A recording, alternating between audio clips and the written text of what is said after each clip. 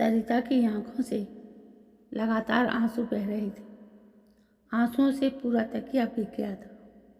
मुंह से रह रहकर छिछलियाँ निकल रही थी। पूरे बदन में कपकपी हो रही थी। मुंह से कोई बोल नहीं फूट रहा था। उसके हाथ बार बार अपने चेहरे पर जाते थे, जैसे वो अपने चेहरे को अपने हाथों से ढकने का प्रयास कर रही थी। बहुत कष्ट में लग रही थी सरिता। किसी को कुछ समझ में नहीं आ रहा था कि माजरा क्या है। ऐसा कौन सा दुख है या बात है जो सरिता को मन ही मन कचोट रही है। वो अपना ये दुख किसी से कह क्यों नहीं रही है। आखिर उसका कष्ट क्या है। सरिता की बहू रमा उसके पैरों की ओर बैठी थी। उसने अपनी सास की भरपूर सेवा की थी और अब भी लगातार कर रही है। आज के ज़माने में ऐसी बहुएं मिलती ही कहाँ हैं। सरिता खुद को बहुत भाग्यशाली समझती थी कि उसे रमा जैसी बहू मिली। सरिता की बेटी निशा उसका सिर लगातार सहलाई जा रही थी और उसे सांत्वना दे रही थी। मम्मा, आप चिंता मत करो, आप बिल्कुल ठीक हो जाओगे। पापा है ना, वो सब संभाल लेंगे। वो दुनिया के सबसे अच्छे पापा हैं मम्मा। उनके रहते आपको कुछ नहीं होगा मम्मा। सरिता इसी बात से तो परेशान थी। वो भी जानती थी कि उसके पति दीपक नाम के दीपक नहीं बल्कि वास्तव में कुल दीपक है। कोई आदमी दीपक जैसा भी हो सकता है, ये सरिता ने केवल कहानियों में ही पढ़ा था। लेकिन जैसे जैसे वो दीपक को जानती गई, उसका प्रेम उसकी भक्ति में बदलता चला गया। वो अपनी जिंदगी के उन क्रूर क्षणों को कैसे भूल सकती है, जब नियति के क्रूर हाथों ने उसका पहला प्यार, पहले पति गिरीश को शादी के महज 5 साल बाद ही छीन लिया था।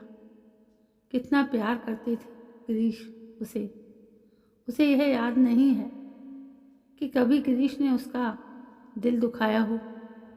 ना कभी शिकायत का मौका दिया और ना कभी कोई शिकायत ही की। भगवान उस पर इतना मेहरबान होगा उसने कभी सोचा नहीं था। वो अपनी छोटी सी जिंदगी में कितनी खुश थी। तब निशा 2 साल की थी। लगता है कि उसकी खुद की नज़र लग गई थी उसकी ज़िंदगी को, उसके परिवार को। तभी तो एक दिन वो खबर आई जिसकी कल्पना मात्र से ही वो सिहर उठी थी। गिरीश मोटरसाइकिल से अपने ऑफिस जा रहे थे और पीछे से एक ट्रॉली ने उन्हें कुचल दिया था। उस दुर्दिन को वो कैसे भूल सकती है भला। उस एक घटना से उसकी हंसती खेलती जिंदगी तबाह हो गई थी और उसकी गोद आंसुओं से भर गई थी। वो निशा को अपनी बाहों में भरकर न जाने कब तक रोती रही। बेचारी 2 साल की छोटी सी बच्ची समझ ही नहीं पाई कि उसकी मम्मा क्यों रो रही है। मम्मा को रोते देख वो भी जोर जोर से रोने लगी थी। साल भर बाद उसके ससुराल वाले और पीहर वाले दोनों ही परिवार के लोग उस पर दूसरी शादी का दबाव बनाने लगे थे। मगर सरिता गिरीश की यादों की छाँव में ही अपना शेष जीवन गुजारना चाहती थी। उसके मन मंदिर का देवता गिरीश था, जिसकी वो दिलो जान से पूजा करती थी। उसमें अब किसी और की प्रतिमा की स्थापना नहीं हो सकती थी। वो ये बात भली भांति जानती थी और उसने इस बात को दोनों घर वालों को बता भी दिया था। मगर निशा के भविष्य का वास्ता देकर और जमाने की निष्ठुरता का हवाला देकर उसे शादी के लिए बाध्य किया जा रहा था। तभी दीपक के घर वालों की ओर से शादी का प्रस्ताव आया था। दीपक सिविल इंजीनियर था और सार्वजनिक निर्माण विभाग में जेई था। हंसमुख स्वभाव का लड़का था। उसकी शादी रेखा से हुई थी। एक बेटा लोकेश था जो 3 साल का हो गया था। दीपक की पत्नी रेखा का शादी से पहले एक लड़के से चक्कर चल रहा था। लड़का थोड़ा उचक्का टाइप का था। रेखा जिद पर अड़ी रही कि वो उसी लड़के से शादी करेगी, मगर घरवाले उस बदमाश प्रवृत्ति के लड़के से शादी करके उसकी ज़िंदगी बर्बाद होते नहीं देखना चाहते थे। दीपक उनका जाना पहचाना था और उसकी शालीनता और उसके मधुर व्यवहार के कारण वो पूरे परिवार को पसंद भी था, मगर रेखा को नहीं था। रेखा को शरीफ लड़के पसंद नहीं थे। उच्छृंखल, उद्दंड, शैतान टाइप के आदमी पसंद थे। रेखा के घर वालों ने उसकी शादी दीपक से कर दी। शादी के बाद भी रेखा अपने प्रेमी से मिलती रही। खुद रेखा को पता नहीं था कि लोकेश दीपक का है या उसके प्रेमी का। वो तो सपनों की दुनिया में ही रहना चाहती थी और अपने जीवन में फिल्मी स्टाइल का रोमांस चाहती थी। दीपक एक कुलीन लड़का था जो अपनी हदों को जानता था।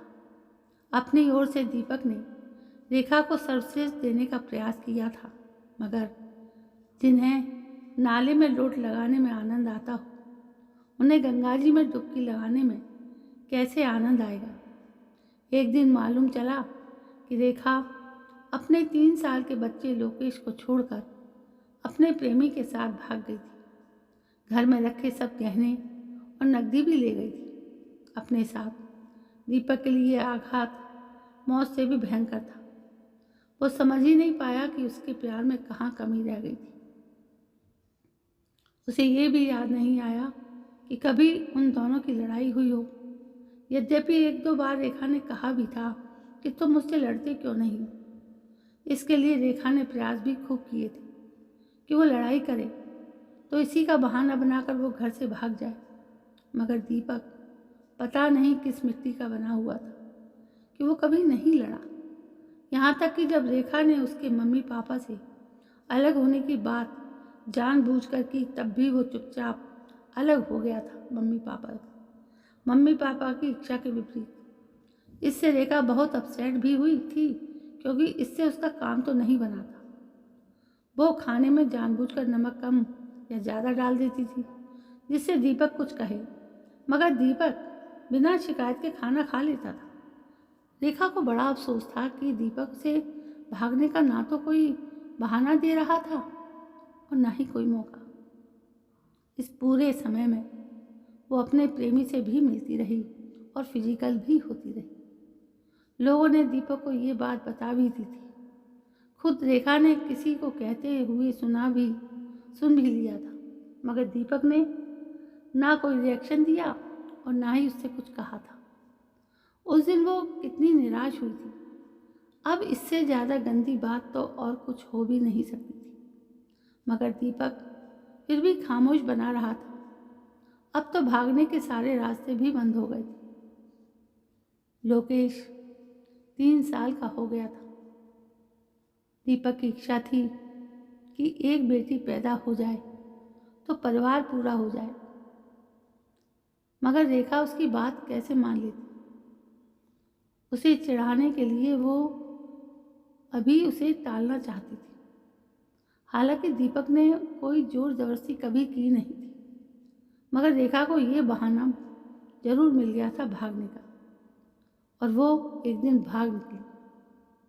दीपक की दुनिया उजड़ गई थी। उसकी बीवी अपने प्रेमी के साथ भाग जाती है, ऐसे आदमी का क्या हर्ष होता है, ये कोई दीपक से समझे। ऐसा आदमी एक जिंदा लाश बनकर रह जाता है। लोग उसे जगह जगह से कचोटते हैं, उसकी खाल उधेड़ लेते हैं, जख्मों पर नमक छिड़कने का कोई मौका नहीं छोड़ते। दीपक भी एक जिंदा लाश की तरह जी रहा था अपने बेटे लोकेश के लिए। जब दीपक के पास सरिता का प्रस्ताव आया था तो उसने अपने बेटे लोकेश के भविष्य को ध्यान में रखकर सरिता से मिलने का मन बनाया। किसी परिचित के घर दोनों की मुलाकात करवाई गई। सरिता को वो प्रथम मुलाकात अच्छी तरह याद है, जब दीपक ने कहा था, सरिता जी, मैं ये विवाह अपने लिए नहीं कर रहा हूँ, बल्कि अपने बेटे के लिए कर रहा हूँ। मुझे एक पत्नी की नहीं, मेरे बेटे के लिए एक माँ की ज़रूरत है। मेरी पत्नी मुझे छोड़कर जा चुकी है। इससे आप अंदाज़ा लगा सकती हैं कि मैं एक अच्छा पति साबित नहीं हुआ हूँ। आप इस बिंदु पर अच्छी तरह सोच समझकर ही अपना राय प्रकट करना। मेरे घर वाले मेरे तारीफों के पुल बांधेंगे, जो उनका कर्तव्य भी है। सभी के घर वाले ऐसा करते हैं, इसमें गलत कुछ भी नहीं। मगर आप उस जाल में फंस मत जाना। सोचने के लिए पूरा वक्त लेना। हाँ, 2 बातों का मैं विश्वास अवश्य दिला सकता हूँ आपको, यदि आप मुझ पर विश्वास कर सकती हैं तो। एक बात तो यह कि मैं अपने पति होने का कभी हक नहीं जताऊंगा, और दूसरी बात ये कि मैं लोकेश और निशा में कभी भेदभाव नहीं करूंगा। दोनों की परवरिश में कोई अंतर नहीं होगा। अब फैसला आपको लेना है। सरिता, जो अपने मन मंदिर में गिरीश की मूर्ति को लिए घूम रही थी, दीपक की बातों से इतनी प्रभावित हो गई कि उसने उसी दिन ही हाँ कह दी थी। उसने दीपक की आंखों में सच्चाई, भोलापन, मासूमियत, ईमानदारी देख ली थी। उसे लगा कि निशा को अब एक पिता की छत्र छाया मिल जाएगी, और सबसे बड़ी बात कि दीपक पति होने का कभी हक भी नहीं जताएंगे। ये बात उसके मन को छू गई थी। दोनों की शादी हो गई, दोनों बच्चों को अब मम्मी पापा मिल गए थे। सरिता शुरू शुरू में सहमी सहमी सी रहती थी और संकोच भी करती थी, लेकिन दीपक के निर्मल व्यवहार ने उसकी सारी शंकाएं निर्मूल कर दी थी। धीरे धीरे सरिता के मन में दीपक के लिए प्यार उमड़ने लगा था। वो अपने दोनों बच्चों पर भरपूर ममत्व लुटा रही थी। दोनों बच्चे उसी के साथ सोते थे। दोनों की शादी को 5 साल हो गए थे। एक दिन दीपक अपने कमरे में सोने के लिए गया तो वहाँ पर बिस्तर लगा नहीं देखकर उसका माथा ठनका। भूल गई हो, यह सोचकर वो खुद ही बिस्तर लगाने लगा। सरिता पीछे ही खड़ी हुई थी, लपक कर सामने आई और उसके हाथ से बिस्तर छीनकर बोली, आज से आप यहाँ नहीं सोएंगे। अब इस कमरे में लोकेश और निशा सोएंगे। देखते नहीं कितने बड़े हो गए हैं ये दोनों। लोकेश 8 साल के और निशा 7 साल की हो गई है। अब वे दोनों अलग सो सकते हैं। अचानक दीपक को लगा कि ये बात उसके दिमाग में क्यों नहीं आई। सरिता कितना ध्यान रखती है लोकेश का। ऐसा कहीं से भी नहीं लगता कि सरिता लोकेश की सौतेली माँ है। पहले तो वो भी शंकित था एक सौतेली माँ को घर में लाकर, मगर जिस तरह सरिता ने लोकेश को अपने बेटे से भी बढ़कर प्यार दिया तो उसका सारा डर जाता रहा। वो भी निशा को अपनी बेटी की तरह ही प्यार करता था। दोनों बच्चे भाई बहन की तरह हिलमिल कर रहते थे। अरे हाँ, मैं तो भूल ही गया था। देखो कितना भुलक्कड़ हो गया हूँ आजकल। ठीक है, दोनों बच्चे इस कमरे में सो जाएंगे और मैं अपना बिस्तर बाहर बरामदे में लगा लेता हूँ। और वो अपना बिस्तर बाहर ले जाने लगा। सरिता उसके सामने इस तरह खड़ी हो गई कि वो चाहकर भी बाहर नहीं जा सकता था। दीपक की आंखों में सीधे झांकते हुए सरिता बोली, आपने हमें वचन दिया था कि आप कभी अपने पति होने का हक नहीं जताएंगे, मगर हमने तो आपसे कभी वादा नहीं किया कि हम कभी पत्नी होने का हक छोड़ेंगे। और सरिता एक अर्थपूर्ण मुस्कान के साथ दीपक के गले लग गई। उस दिन वे दोनों मुकम्मल पति पत्नी बने थे। दिन बीतते रहे और बच्चे बड़े होते रहे।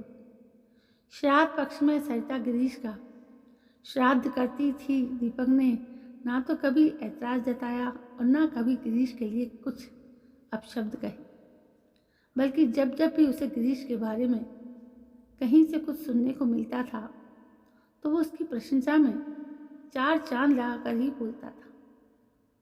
सरिता के दिल में बैठी गिरीश की मूर्ति अब हिलने लगी थी। एक दिन वो आईने के सामने आई तो उसे महसूस हुआ कि उसके दिल में कोई दूसरी मूर्ति बैठी हुई है। उसने ध्यान से देखा तो पता चला कि ये तो दीपक की मूर्ति है। उसे अपने आप पर बड़ी ग्लानि हुई। जिस मूर्ति को वो इतने वर्षों से संभालती आई है वो टूट गई थी। अब वहाँ पर स्वतः एक दूसरी मूर्ति विराजमान हो गई थी। उसे पता भी नहीं चला। वो अपने पहले प्यार को कैसे भुला सकती थी? वो तो उसकी जान था, संबल था, विश्वास था। क्या वो झूठा था? उसके दिल से आवाज आई, नहीं।